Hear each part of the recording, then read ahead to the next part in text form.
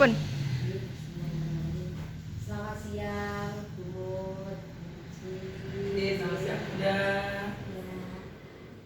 Kita di sini akan melaksanakan kegiatan pasca observasi atau pasca kita kemarin tanggal 13 kita melaksanakan revisi.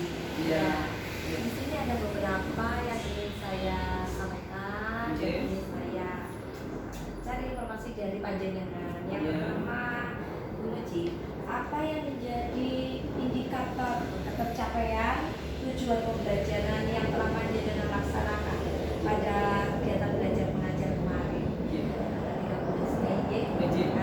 Untuk ya, indikator saya tetap titik sasar pada tujuan pembelajaran. Ya, tujuan pembelajaran saya targetnya ini, indikatornya harus mengacu pada tujuan pembelajaran. Nah, tujuan pembelajaran ini saya capai harus dengan metode yang bagaimana. Nah, itu kemarin penjenengan Presalim Jabar, saya tekniknya seperti itu, modelnya belajar seperti itu. Nah, insya Allah tujuan indikatornya itu di indikatornya sudah saya ini belajar sendiri ya, itu 80% itu sudah tercapai. Jadi itu memang dari indikator ketercapaian ini berhubungan erat ya dengan tujuan pembelajaran yang telah Anda laksanakan. Terus Bu, setelah saya melaksanakan pengamatan kemarin, pembelajaran yang panjenengan laksanakan itu telah runtut, telah urut sesuai dengan rencana pembelajaran yang panjenengan buat. Jadi mulai dari pembukaan, inti, terus dilanjutkan dengan penutupan, juga metode atau strategi pembelajaran panjenengan yang laksanakan kemarin itu juga telah sesuai dengan materi yang Bu Nuci sampaikan, sehingga mampu mengembangkan kreativitas anak-anak itu menjadi namanya excited untuk berani mengungkapkan idenya dengan metode CL. Kemarin bukan saya menggunakan CL kompetitif penting. Jadi saya hanya menggali anak itu kenapa berani, kok tidak berani mengungkapkan idenya, kenapa anak yang diam-diam, yang pinter-pinter. Akhirnya saya mencoba itu dengan CL, mungkin anak ini lebih berani mungkin dengan teman sebaya belajar dengan teman sebaya. Akhirnya dia mau mengungkapkan. Mungkin kalau dengan guru dia takut, tapi kalau dengan teman sebaya mungkin dia lebih berani.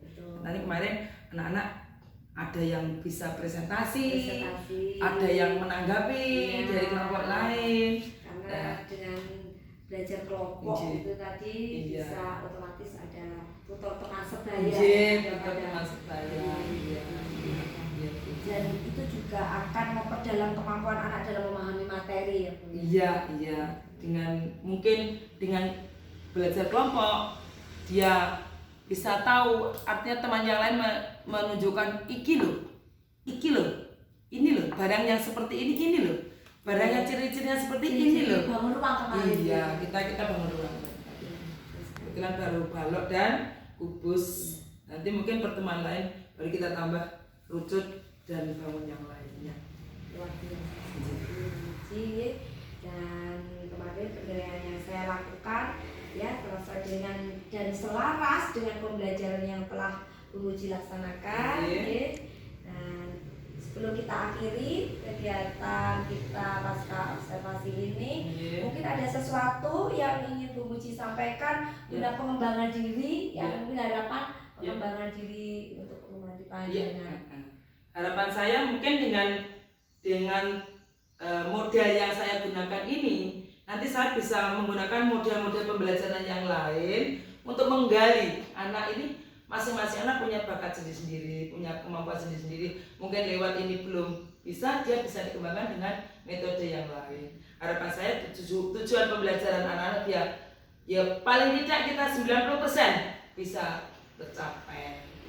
Di kelas anak bisa berkomunikasi antar teman, sesama teman, tidak menyendiri, tidak merasa minder, untuk membangkitkan keberanian anak.